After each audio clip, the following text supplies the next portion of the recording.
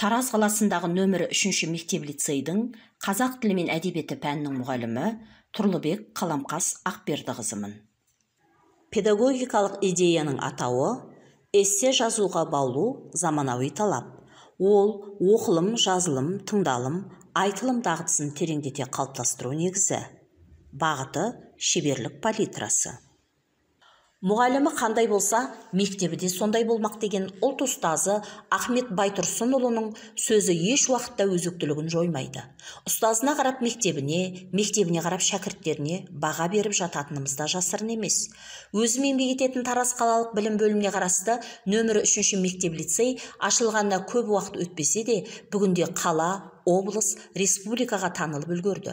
Оның басты себебі біздің мектеп лицейде оқушылар мен мұғалімдердің өз идеяларын шығармашылықпен іске асыруына, бос уақытын түрлі жобалармен жұмыс істеу арқылы пайдалы өткізуіне барлық жағдай жасалған.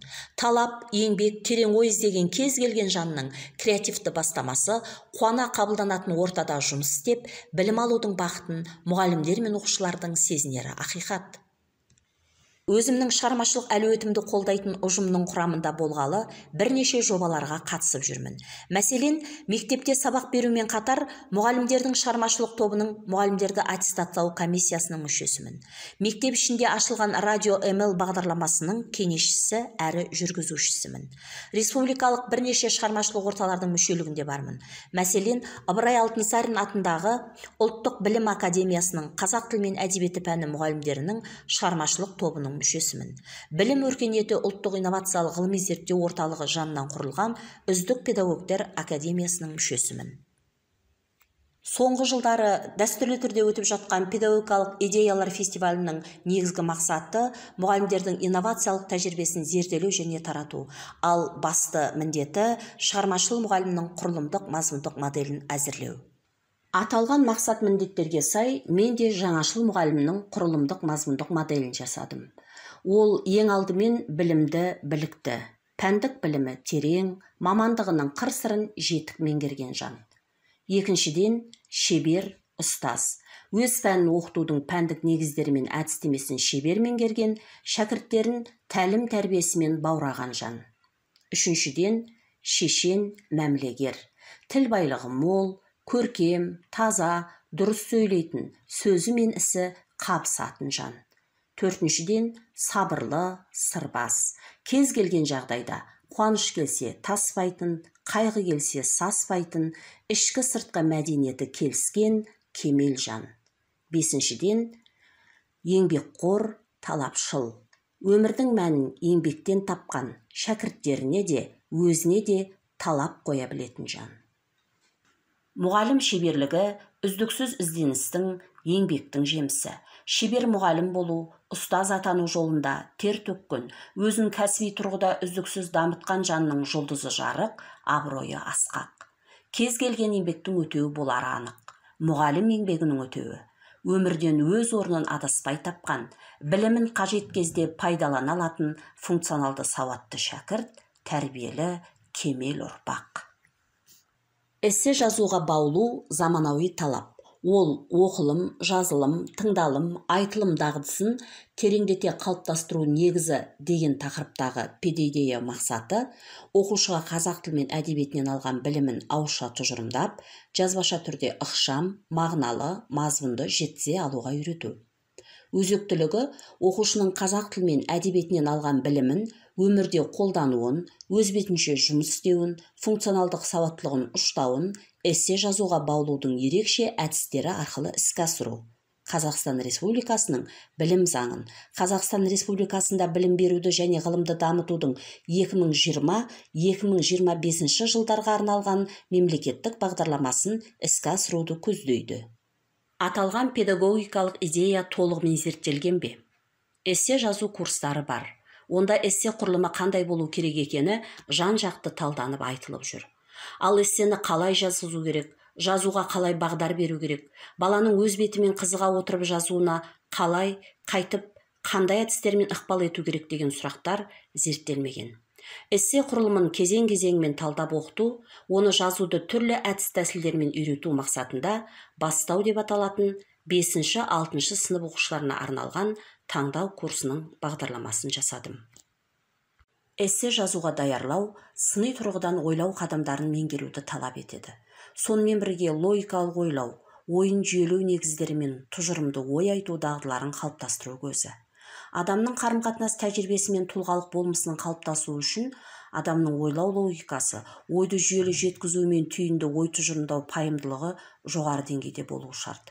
Сонда ғана оқушы абай сипаттаған іші алтын, сырты күміс сөз жақсысын, яғни терең мазмұнды, тыңдарманға әсерлі, ой тудыратын тұжырымды пікір айтуға үйренеді. Енді осыны балаға қосымша әрі қашықтан оқыту бағытында жүргізуді қарастыруымыз керек.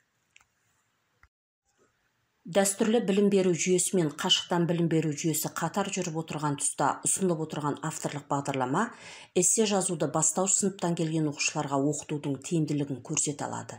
Эссе құрылымын, табиғатын тану, оны тәжірибе жүзінде түрлі жаттығулар арқылы үйрену оң нәтиже берері сөзсіз. Мәселен, бастау таңдау курсының алғашқы кіріспе сабағын ойлы сөз айта білеміз бе деген еркін пікір алаңына арнаймыз. Оқушылар нәтижелі ойлау, ойын жеткізу, ойын жүйелеп жазу үшін не керек екенін сызба түрінде көрсетіп, өз пікірлерін қорғайды.